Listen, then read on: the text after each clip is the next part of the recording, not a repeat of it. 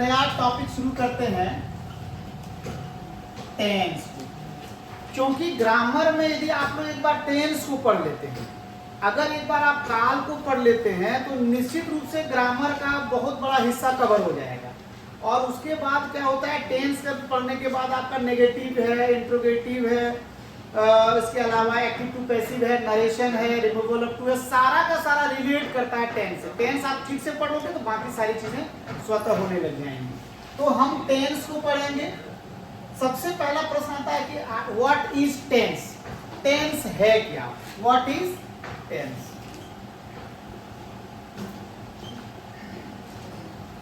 इसका जो सबसे आसान जो डेफिनेशन है, जिसे लगभग हर जगह हम लोग बड़ी आसानी से कह देते हैं, time is tense. Time is tense यानी कि समय ही काल है। हालांकि एक स्तर पर यह सही भी है। अगर इसकी हम दूसरी परिभाषा की बात करें, अगर इसको हम अलग तरह से कहने का प्रयास करें तो हम कह सकते हैं tense is the study of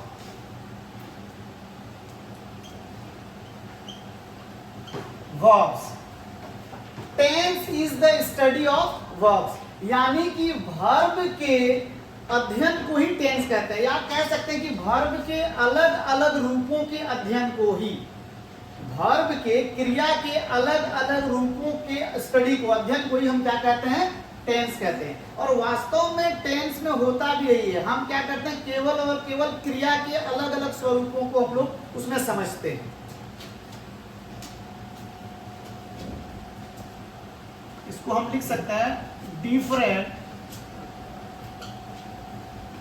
forms of verb, यानी कि टेंस क्या है, तो वर्ब के अलग अलग स्वरूपों के अध्ययन को हम लोग टेंस कहेंगे। अब आता है काइंड ऑफ टेंस। टेंस के प्रकार, how many kind of tense. तो आमतौर पर टेंस कितने तरह के होते हैं, 3। प्रेजेंट टेंस, पास्ट टेंस और फ्यूचर टेंस। कहीं कहीं पर फ्यूचर टेंस को फ्यूचर टाइम कह के भी इंडिकेट किया जाता है या डिनोट किया जाता है, फ्यूचर टाइम। प्रेजेंट टेंस जो है इसको हिंदी में हम लोग कहते हैं वर्तमान काल। पास्ट टेंस को हिंदी में भूतकाल कहा जाता है। फ्यूचर टेंस को हिंदी में भविष्यत काल कहते हैं। प्रेजेंट टेंस वर्तमान काल यानी कि वो सभी घटनाएं जो वर्तमान समय में घट रही हैं, जितनी भी तरह की घटनाएं जो वर्तमान समय में घटित हो रही है, वो सब के सब किस में आने हैं, प्रेजेंट टेंस में आने हैं। जैसे मैं भी पढ़ा रहा हूं, आप लोग पढ़ रहे हैं, सूर्य आकाश में चमक रहा है, पक्षियां उड़ रही है ना। तो ये जितनी भी घटनाएं जो वर्तमान समय में होती है, वो सारे के सारे प्रेजेंट टेंस के अंतर्गत आते हैं। दूसरा है पास्ट टेंस। पास्ट टेंस के अंतर्गत वे सारी वाक्य आते हैं जो घटनाएं पूर्व में घट चुकी हो, वर्तमान समय में वह काम खत्म हो गया। जैसे मैं बाजार गया था, मतलब अभी मैं बाजार नहीं गया, मैं बाजार गया था। और फ्यूचर टेंस जो है यानी कि जो घटनाएं घटित नहीं हुई है, यानी कि आने वाले समय में वो घटनाएं घटेगी, उसे हम लोग फ्यूचर टेंस के अंतर्गत रखते हैं। खैर, अब हम लोग बारी बारी से एक एक करके हम लोग जानेंगे कि आखिर इसमें किस प्रकार के टेंसेस आएंगे और कौन कौन से वाक्यों को हम इसके अंतर्गत रखेंगे। सबसे पहले हम लोग प्रेजेंट टेंस को देखते हैं। प्रेजेंट टेंस के कितने भेद हैं, उपभेद हैं, 4। पहला आएगा simple present tense. Simple present tense. Simple present tense को यदि हम डिफाइन करें, अगर हम उसको परिभाषित करें, तो यह बहुत आसान शब्दों में हम कह सकते हैं कि जिस हिंदी वाक्य के अंत में ता है, ते है, टी है, ताहू इस तरह आए। अंत में जिस हिंदी वाक्य के अंत में वाक्य के अंत में ता है, ते है, ती है या ता हूं आदि रहे, वह वाक्य सिंपल प्रेजेंट टेंस के अंतर्गत आता है।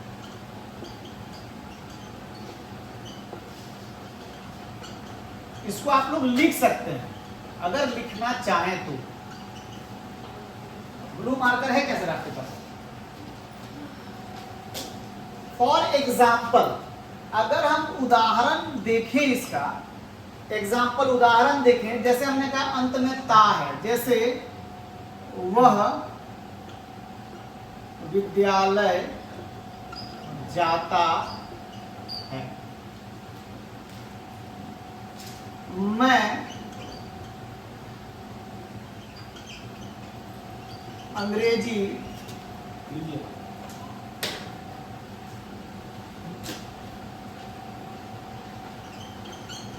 लिखता हूं।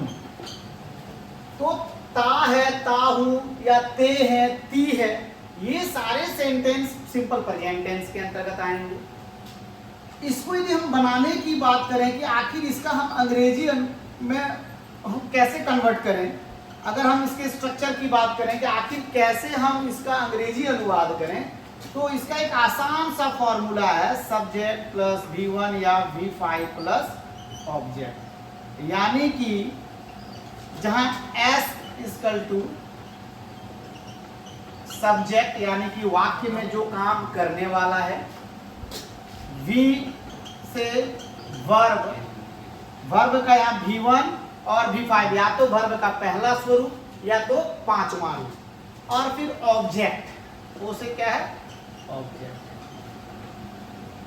तो यही इसका जो है रूल है, नियम है। इसको अगर हम बढ़िया से समझ लें तो हमको इसका अंग्रेजी यानी कि इस प्रेजेंट टेंस में, सिंपल प्रेजेंट टेंस में जो भी वाक्य रहेगा उसका हम अंग्रेजी आसानी से बना सकते हैं। अब है कि एक चीज और इसमें देख लीजिए कि किस वाक्य में V1 और किस वाक्य में V5 का इस्तेमाल करते हैं। वर्ब का पहला फॉर्म कहाँ यूज होगा, वर्ब का पांचवा फॉर्म कहाँ यूज होगा। कहता है कि I, we, you, they या कोई प्लूरल नाउन रहे, plural noun in the sense boys, girls, teachers, children, तो हम उसके साथ V1 इस्तेमाल करते हैं। और यदि वाक्य में ही का इस्तेमाल हो, सी का इस्तेमाल हो, इट का, या कोई सिंगुलर नाउन हो, singular noun in the sense कोई नाम रहे, जैसे राम हो गया, रहीम हो गया, तो ऐसे अगर सिंगुलर नाउन का इस्तेमाल हो तो हम उसके साथ V5 यूज करते हैं। अब है इसको बनाने के लिए, जैसे वह विद्यालय जाता है, वह क्या है सब्जेक्ट है, तो सब्जेक्ट वह को अंग्रेजी में हम क्या लिखते हैं, ही लिखते हैं। अब है सब्जेक्ट के बाद V1 या V5, वर्ब का पहला रूप या वर्ब का पांचवा रूप। तो हमको यहाँ देखना होगा कि ही के साथ हम किसका इस्तेमाल करते हैं, वर्ब का पांचवा फॉर्म। तो पांचवा फॉर्म यहाँ जाना, जाना का गो होता है, गो का V5 क्या होगा गोज। ही गोज, वह जाता है, कहाँ जाता है स्कूल, टू। जैसे मैं अंग्रेजी लिखता हूं, आई लिखना का हो जाता है राइट, आई राइट, आई के साथ वर्ब का पहला form, I right in English. हालांकि अंग्रेजी में लिखता हूं या अंग्रेजी लिखता हूं, सेंस दोनों का समान आता है, इसलिए आपको लिखना होगा आई राइट इन इंग्लिश, में अंग्रेजी में लिखता हूं या मैं अंग्रेजी लिखता हूं। तो सिंपल प्रेजेंट टेंस में ये मूल चीज है, इतना आप लोग कर लोगे तो अंग्रेजी ट्रांसलेशन हो जाएगा। इसको उतारना चाहते हैं तो उतार लीजिए, फिर हम दूसरा बता देंगे। ज्यादातर का तो पढ़ा हुआ होगा ही, फिर भी अगर उतारना है तो उतारो, नहीं तो फिर हम आगे बढ़ जाएंगे। अब दूसरा हम लोग चलते हैं, दूसरा जो भेद है वो है present continuous tense, present continuous tense.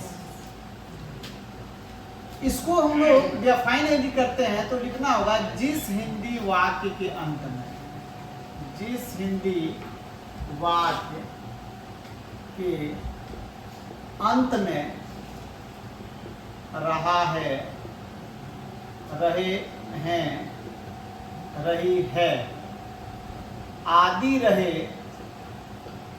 वह वाक्य प्रेजेंट कंटीन्यूअस टेंस में आता है। जिस हिंदी वाक्य के अंत में रहा है, रहे हैं, रही है, ये तीन चीज याद रखना है। आइडेंटिफिकेशन के लिए ये तीन आइडेंटिटीज काफी है, मतलब ये तीन चीज देख लिया हमारे समझ में आ जाना चाहिए कि हाँ ये प्रेजेंट कंटीन्यूअस टेंस का वाक्य है। अब है कि जैसे ही हम इसको रिकॉग्नाइज कर लेते हैं, पहचान लेते हैं हाँ कि भाई ये प्रेजेंट कंटीन्यूअस टेंस का वाक्य है, तो हमारे पास प्रश्न आता है कि अब इसका हम ट्रांसलेशन कैसे करेंगे। तो ट्रांसलेशन के लिए जो इसका स्ट्रक्चर है, जो रूल है, वो है subject plus am is are plus V4 plus object. Subject plus am is are, ये एम इज आर क्या है? हेल्पिंग वर्ब है, ऑक्सिलरी वर्ब है। वर्ब का चौथा स्वरूप, चौथा रूप है V4, वर्ब का चौथा फॉर्म है, और ओ से ऑब्जेक्ट। अब यहाँ पर एक छोटा सा प्रश्न आता है कि हम एम का इस्तेमाल किसके साथ करेंगे? केवल और केवल एम का इस्तेमाल किसके साथ होगा? आई के साथ होगा। इज का इस्तेमाल किसके साथ होगा? ही, सी, इट, या कोई सिंगुलर नाउन, कोई सिंगुलर नाउन रहे तो ही, सी, इट। और आर का जो इस्तेमाल हम करेंगे किसके साथ करेंगे? वी, यू, दे और प्लूरल नाउन।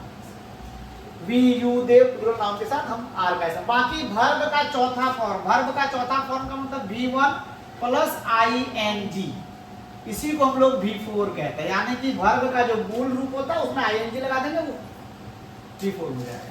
जैसे वे लोग क्रिकेट खेल रहे हैं, वे लोग क्रिकेट खेल रहे हैं, तो वे लोग को क्या लिखेंगे हम? वे लोग के लिए दे। अब चूंकि सब्जेक्ट का काम हमने कंप्लीट किया, दे लिख दिया। अब am is are, auxiliary verb, helping verb में हम किसका इस्तेमाल करेंगे? दे के साथ आर का इस्तेमाल करेंगे, दे आर। अब हम लोग आते हैं वर्ब में। वर्ब यहाँ क्या है? खेलना। वर्ब समझते हैं जिसको कहते हैं? Verb is an action word, जिस शब्द के से किसी काम के करने या होने का बोल, या शॉर्टकट में समझिए जिस शब्द के अंत में ना लग जाए, खाना, पीना, हंसना, रोना, खेलना, कूदना, दौड़ना, मारना, पीटना, तो ना शब्द में आ जाता है अंत में, तो वो वर्ब के रूप में होता है।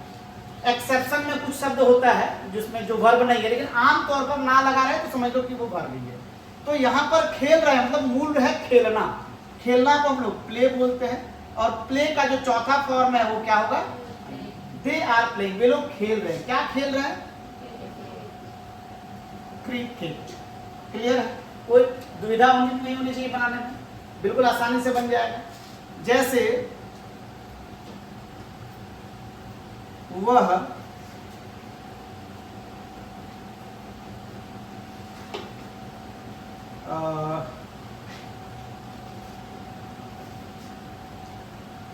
वह एक कहानी लिख रही है, वो एक कहानी लिख रही है, तो यहां वह क्या हो जाएगा?